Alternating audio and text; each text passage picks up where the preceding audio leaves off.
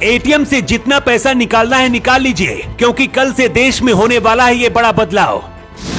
Cash नहीं, अब अपनी जेब में आपको रखना पड़ेगा डिजिटल रुपया। अपने हाथ से छू भी नहीं पाएंगे इसे। अगर आपको भी डिजिटल रुपए के बारे में अभी तक कुछ नहीं पता तो इस रिपोर्ट में सब कुछ जान लीजिए। देश से काला धन खत्म करने के लिए 2016 में पीएम मोदी ने नोटबंदी का ऐलान कर दिया था। इसके बाद देश में 2000 और 500 के नए नोट आए थे, लेकिन अब 6 साल बाद मोदी सरकार ऐसे रुपए लेकर आई है जिसे ना तो आप छू पाएंगे और ना ही अपने जेब की पर्स पर इन्हें रख पाएंगे, लेकिन काम ये असली नोटों की तरह ही 100% करेगा। डिजिटल रुपए कल 1 दिसंबर से देश में आम जनता के लिए शुरू होने जा रहे हैं और इसके बाद आपका पैसा डिजिटल रुपए में बदल जाएगा। डिजिटल रुपया क्या होता है और आप कैसे शॉपिंग से लेकर मार्केट में सब्जी तक खरीदेंगे, इससे अगर नहीं पता तो इस रिपोर्ट को अंत तक जरूर देखिए। रिजर्व बैंक ऑफ इंडिया ने 1 दिसंबर से सेंट्रल बैंक डिजिटल करेंसी यानी कि CBDC लॉन्च कर रहा है।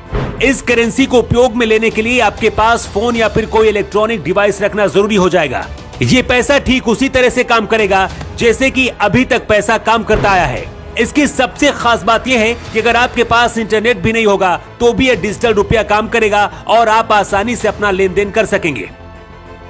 मान लीजिए कि आप किसी ऐसी जगह पर हैं जहां पर डिजिटल रुपए का उपयोग नहीं हो रहा है, तो ऐसी हालत में आप किसी भी बैंक में जाकर आसानी से नोट वाला कैश भी ले सकेंगे। डिजिटल रुपए का लेन देन डिवाइस से होगा, इसलिए इसका पूरा आंकड़ा सरकार के पास भी होगा। अभी तक जो लोग ब्लैक मनी रखते थे उससे छुटकारा मिल सकेगा। किसके पास कितना पैसा है इसकी पूरी जानकारी सरकार के पास होगी। भारत के अंदर अगर कुछ ग्रामीण इलाकों को अगर छोड़ दें तो 80% लोग गूगल पे, फोन पे और पेटीएम के जरिए लेन देन कर रहे हैं। आरबीआई जो डिजिटल रुपए लेकर आई है इसका भी काम कुछ ऐसा ही होगा।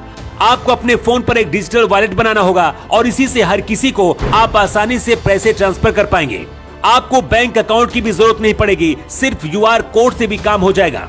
अभी तक किसी को पैसे लेने देने के लिए इंटरनेट की जरूरत पड़ती थी, लेकिन डिजिटल रुपए को बिना इंटरनेट के जरिए भी किसी को आप भेज सकेंगे।